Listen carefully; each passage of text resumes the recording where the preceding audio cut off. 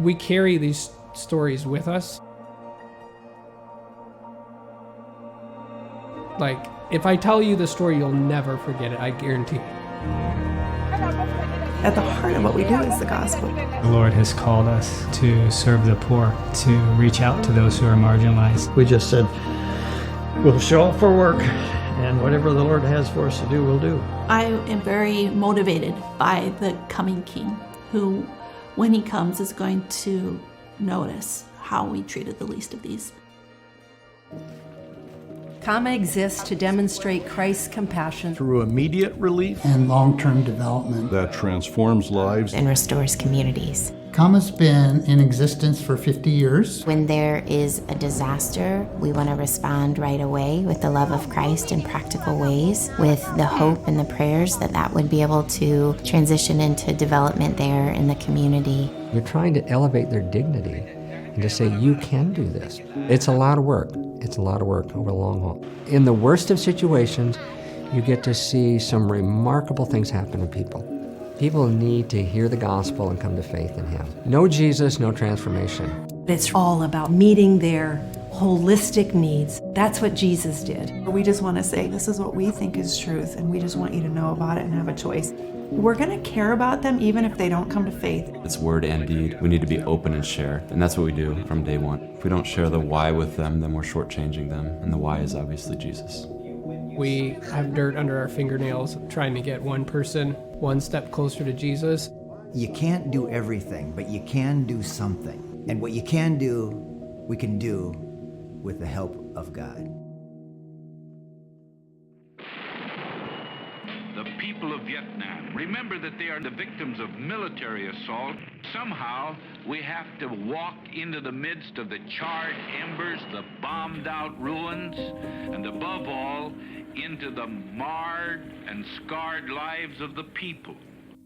Well, Cama began in Vietnam. In the 70s, there was so much disaster related to the war, and the needs of people in villages was so great. It became apparent that as the Vietnamese and others began to leave Vietnam and go to Cambodia and to Thailand, to Indonesia, the Philippines, and Hong Kong, that somebody needed to step in and to help.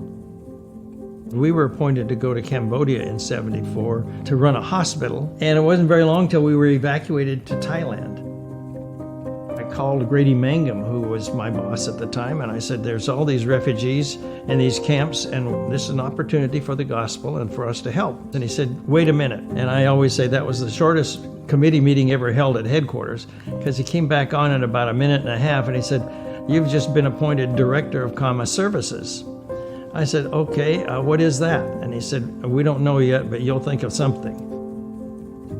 Cama Services staff were working in the camps. They were helping provide basic human needs and building a sense of community.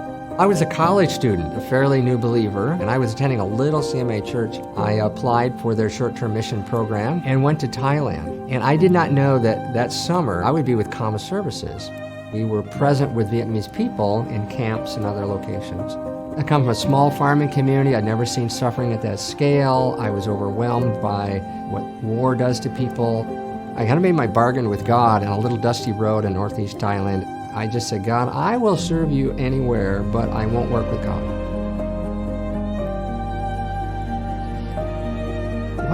What irony, you know. At that time, we begun Operation Heartbeat in France.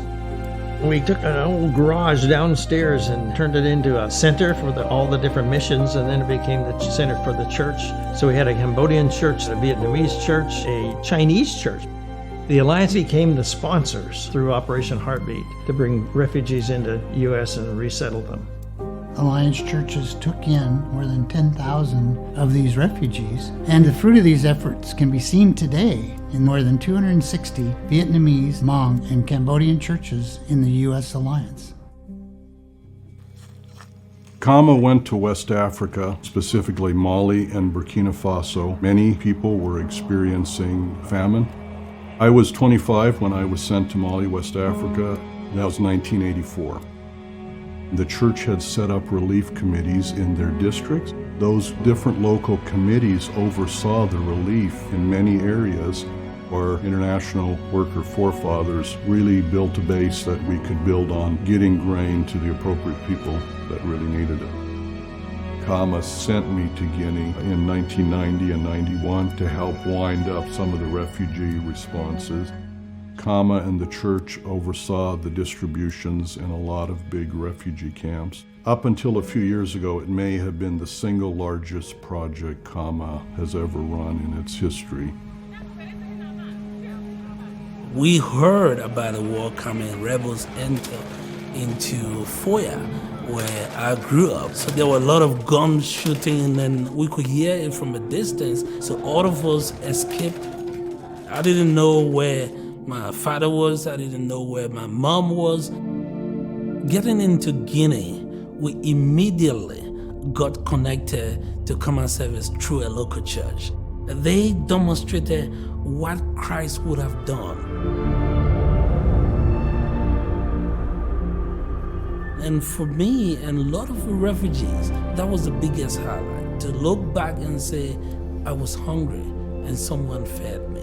I didn't have clothes. Someone provided clothes for me. I needed counseling and someone called on me. When the most needed commodity that you need as a refugee is provided to you, and that person didn't know you at all, it means the world. I got a call and said, would you go to the Balkans? The war was on. Beverly already had been teaching nurses in Russia, so her program was to teach nurses in Macedonia. Mine was to do rehabilitation in Kosovo, as well as helping with the church projects in Macedonia. She taught over 3,000 nurses during that time. I always tied in something every day about God. I also had a local church unite with these nurses who were taking these classes. When the war ended, there was a church in Macedonia that was providing resources. So they were helping the refugees from Kosovo that were flooding into their borders. They invited us to come and help them rebuilding homes, providing a handcraft project, English courses, medicine, food development, occupational therapy. They were suffering loss of family, loss of their homes. They lost their jobs, loss of identity.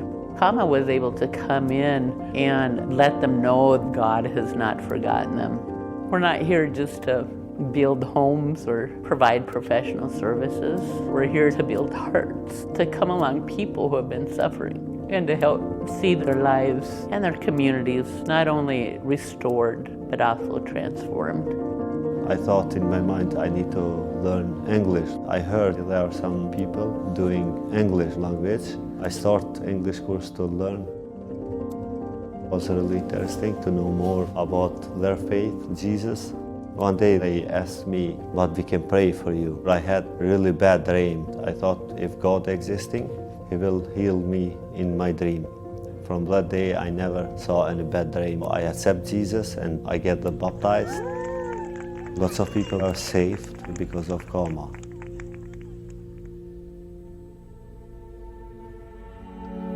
The tsunami was the first natural disaster that I can remember in my lifetime, that the scale was just so overwhelming and that it just kept coming day after day in the news. And at first it was like 1,000 people, 2,000, then it was 10,000 people, and it was 20,000 people.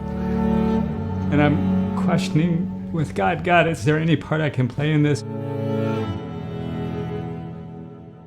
It was the worst thing I had ever seen in my life.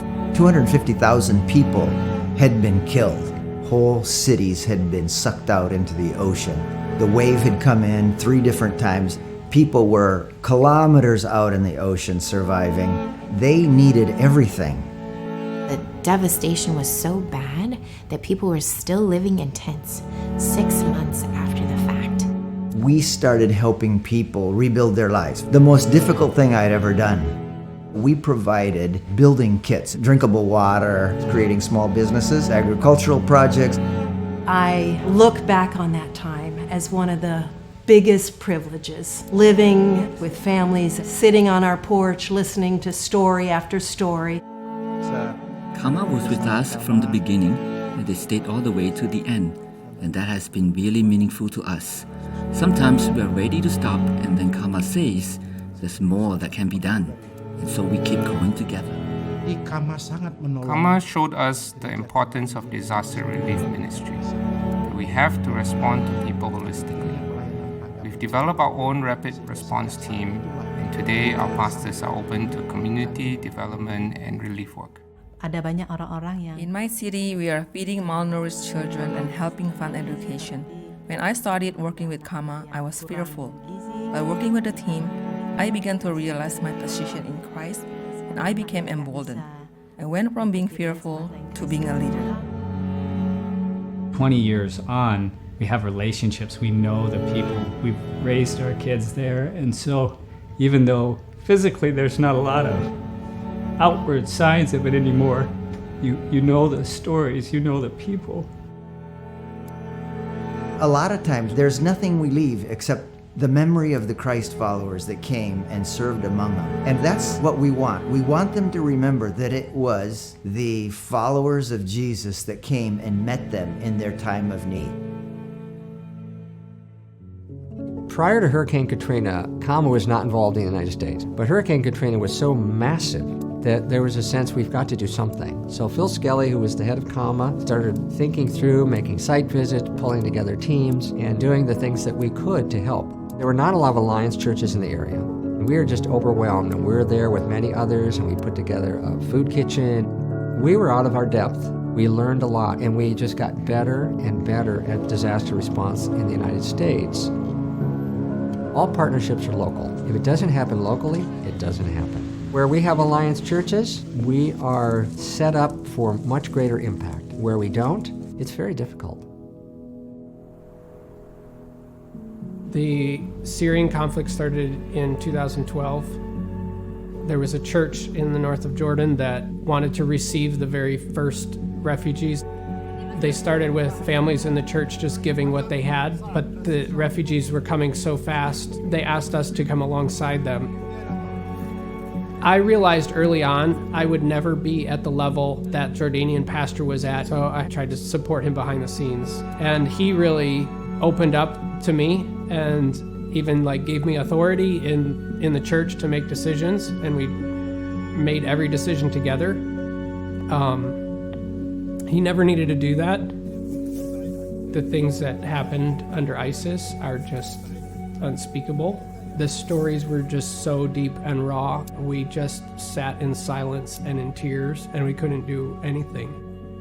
It takes a lifetime of processing, and in certain ways I don't want to be done with processing, because it must be a glimmer of what God feels for us. We saw the Lord do amazing things through that small church. We did $2 million of humanitarian relief. We had given out 30,000 mattresses. We did gas heaters with a propane tank, a camping stove, and then a food package. We ended up serving about half of all the Syrian refugees that came to Mafraq, so we served about 50,000 of them. A lot of the Syrian families would say, please come back and visit me, be my guest. That led to opportunities where we could share Bible stories with them. The church had volunteers going out daily, doing home visits. The gospel was shared, and many Bible studies were started. They also started a school and provided education to Syrian kids who had missed out on a couple of years. It was one of my favorite and most rewarding things that I've done in my 10 years with Cama, doing school counseling with Syrian refugee kids. Our friend Nagab became a father figure to hundreds through his soccer program. These kids spend all of their time in the street. Through sports, we give them a sense of dignity and belonging. God gave us love for these kids, and we saw Him changing their lives. In 2018, the Colombian Alliance reached out to Cama Services looking for assistance in how to reach the Venezuelan population that had been coming into Colombia. Cama Services and the Colombian Alliance is partnering to serve refugees through a refugee shelter where they have a safe place to stay and warm food to eat, and have served over 10,000 migrants who have passed through the city in their migration journey. We've had an opportunity to have a meaningful, impactful presence in the lives of adolescent girls. Over the last 10 years, we've been able to provide a safe place in our communities for these at-risk girls to be cared for by Christian staff, intervene in areas of literacy and Bible teaching and wellness and vocational skill sets. For most of our participants, Hands of Honor is the first place that they're ever going to meet a Christ follower. It's the first place they ever get an opportunity to choose Jesus. In Africa, most people are subsistence farming, so it's pretty appropriate to come alongside some of these farmers, and that's what GAP's all about. And so our team is looking at focusing on coming alongside these farmers, helping them to augment crops, but also just sharing the good news of Jesus with them along the way. Cama continues to support refugees throughout the Middle East through education, healthcare, veterinary support, livelihoods projects. We're working with the Rohingya in a closed access country and helping to start a community center where women can learn sewing as a skill to earn an income. Before this program, these Rohingya women didn't have any freedom. Some were so desperate that they were in prostitution to provide for their families. I pray for them and build relationship with them. I want to help them find a new life. For Cama, we're always looking for the unreached. The majority of the unreached are the poor, and so it's just a beautiful picture for Cama to be able to come in with relief and development workers who have skills and training, working in the context of poverty.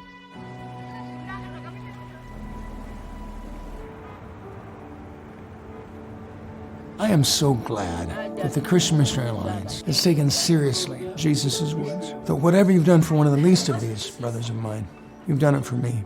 It would have been very easy for us as an organization to be so passionate about translating the Bible in the next language and for building a church in the next village that we could have walked right past the hungry and the thirsty and the lonely and the immigrant and all those marginalized people that Jesus is referencing in Matthew 25. But had we bypassed them, we would have missed the fullness of the gospel, huge missional opportunities. But most importantly, we would have missed the heart of Christ himself. Most of us have not been able to go and serve in these places, but for those who've gone, thank you. You've literally been the hands, the feet, and the voice and the heart of Christ. But metaphorically, you've also been our hands that couldn't go. When I look back at Cama's 50-year legacy, I have a lot of gratitude because, man, there's people who have sacrificed their lives to serve all the way through. To the Cama workers that came before us, thank you for holding the high ground. Thank you for that long obedience in the same direction. Thank you for knowing your calling and knowing that it's from Jesus and for saying yes to it. Thank you for passing on what you have, and I pray that we'll be able to pass it on to future generations. We'd like to see the next generation join the ranks all across the world. In some of the major crises of the world, where you could be tempted to say, that's not anything I could do anything about. No, actually, the Alliance family can make a difference in some really big things going on in this world. I pray that Cama will continue to do the things that Jesus called them to do, wherever he calls them. You learn to celebrate the small little steps of faith people make in their journey because almost no one comes to faith overnight. And it's been a culmination of a lot of slow, patient, deliberate work and just being present in the community that has enabled that to happen. Cama's saying it's not just about getting to heaven and having this great eternity, but your world today can be better because you have a Savior. He's already come, and he can fix what's broken in your life. There's hope.